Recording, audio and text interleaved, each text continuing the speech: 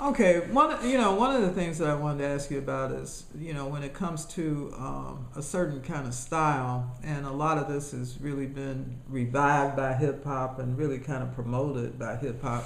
Is this whole pimp style, Right. if you will, and in Chicago. From the West Side, we have Don Juan, who's made a name for himself.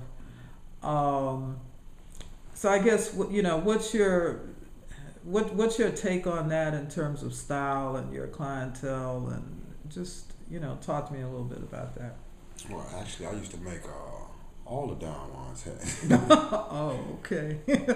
till he moved to California. Speaking of Don Juan, Right. I made all of his hats and all of his honchos. Everybody he hung out with. I made all oh, of is his that hats. right? Yeah. Uh huh. Yeah. Yeah. He So actually. he left Chicago and he's in Yeah, California. he's in California with Uh-huh. Ice-T, and that's how I made Ice-T some hats too. Mm-hmm. Right. Don Yeah, you Juan mentioned. bought Ice-T. Oh, to you. Right.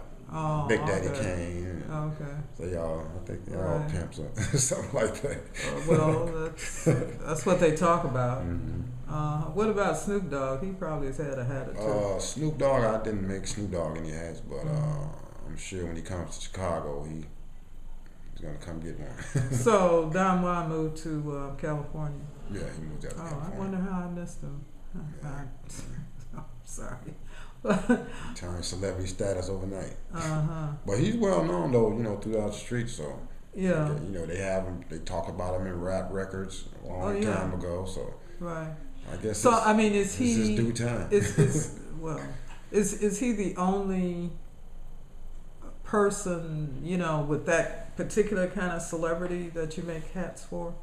um, as far I'm trying not to say there be people who kind of walk in your establishment and say, I'm a pimp, make me a hat.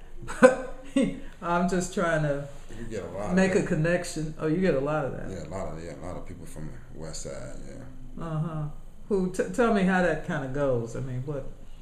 Well, Or you like I can said- probably see people walking through the door and what they might be looking for. Oh yeah, you But can- just tell me a little bit about that. Well, like I said, we had a lot of pimps come in. You probably know they're a pimp from the way when they come in. From the way they dress, the Mhm. the loud colors and the hair and the hats they wear.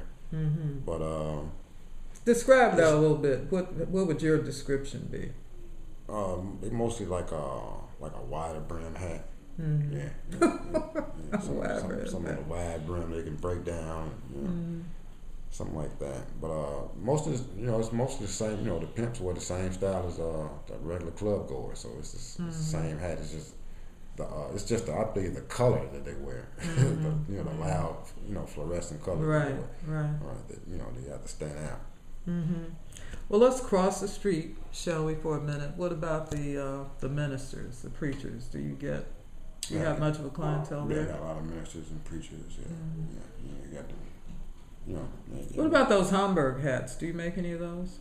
Hamburgs? It's a certain man that wears a Hamburg. More your distinguished gentleman, and likes to dress all the time. It's I was wondering if some of your ministers might be you looking have for. some, but like I say, that Hamburg, it's a that's you got to be dressed and wearing that hat. Mhm. Is that more difficult to make or anything? Or do they usually cost a little more? Or? No, they basically cost the same price. It's just made a little different. That's all. Mm-hmm. So you associate that with what kind of person? Like I said, a distinguished gentleman. Mhm. So would that be part of your clientele also? Yeah. I make quite a few of those also. Yeah, I make Amish hats for the Amish. You make Amish hats for the Amish. Yeah. How do they get on the list? I mean, They heard through the grapevine. Really? They got a nice Amish hat, so here they came. Yeah. I mean, how did they hook up with you? Well, I guess one had caught a hold to it, and then he went and told some more people. And for a little I'm while, sorry, but that's hilarious. I was making the Amish hats for a nice little while. And like I said, the hats I make, they have quality, so they Yeah. last a long time. So Yeah. I probably made all the Amishes. Wow. Because the hats last so long. Did they stop coming for a while? Yeah, they stopped coming for a while. Yeah, they Oh, stopped coming. For maybe a while. you should, get in touch with them and see if they want to. Well, they can. I mean, maybe you could just teach them how to make hats, Right, and right, because I'm sure they would. I mean, I don't know. Maybe that might be worth your while. That's kind of. I would never have guessed that. I Though. make the kufis for the Muslims too. Oh, really? Yeah, out of the hat. All this is done out of out of the hat. I make any kind of hat for anybody. Okay. Do you get a and you mentioned foreigners before. Mm-hmm. With the Muslim hats. Are you talking about both African Americans as well as other Right, like the kufis. Muslims and people internationally? Mm-hmm. Who's like some of your international clientele, and how did they hear about you? I made trying to figure. It was 15, about 15 years ago. I made a president over there in one of them African countries. A few hats. Gaddafi? No, it wasn't Gaddafi. It was I forget his name, but he was a president over there in over one of them countries over there. Oh. But I forget. Like If I you said, can think of his we name, made- let me right, know. If I can think of his name, I'll let you know. Yeah. But like I said, we made a hat for a whole lot of people. How did that request come through to you? Well, from Farrakhan. You made hats for I him? made Farrakhan hats also. So he, this president I'm talking about, he introduced me to him, and he came through through Farrakhan how I ended up meeting him. Oh, okay. Yeah, but he was a president from African president from over. And it was one of them nice countries over there too, with a lot of gold in it. So I forget his name, but I have to talk to Farrakhan. So you still do hats for him? For Farrakhan? Mm-hmm. I haven't made any for him in quite some time, but I can still stay in contact with him. Yeah, and he has been a client. Mm-hmm. Yeah. Used to make all his father hats.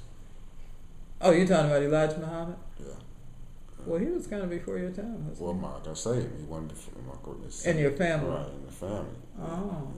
Yeah. Okay, very interesting. I've been trying to track down some information on, like the Fruit of Islam uniforms, and some of the people who design some of their outfits, both for men and women. Right. Because the women's clothing is really tailored. A lot of it. Mm-hmm. There's some. That's not, but there. Some of the outfits that they have a tailored kind of look. Do you happen to know anything about that? Or Yeah, I can find out for you. Yeah, I'd appreciate it. A lot of the brothers. Yeah, absolutely. Yeah, I'd be very interested. If you can, if you can get some information about that. Right. Any other religious figures that you've made hats for? Not me myself personally, but like I say, my father, my grandfather, great grandfather. They throughout the years they have I say it's a 75 year. Reverend T.L. Barrett likes to dress, and he wears a hat. I'm sure. He probably has everything matching. For most of the part, most people probably wear a factory hat off the rack. Right. Dodge, Stetson, something like that. Yeah. A factory hat. Oh, okay. Now we call it off the rack hat. Yeah, off the rack hat. Right. Okay. All right.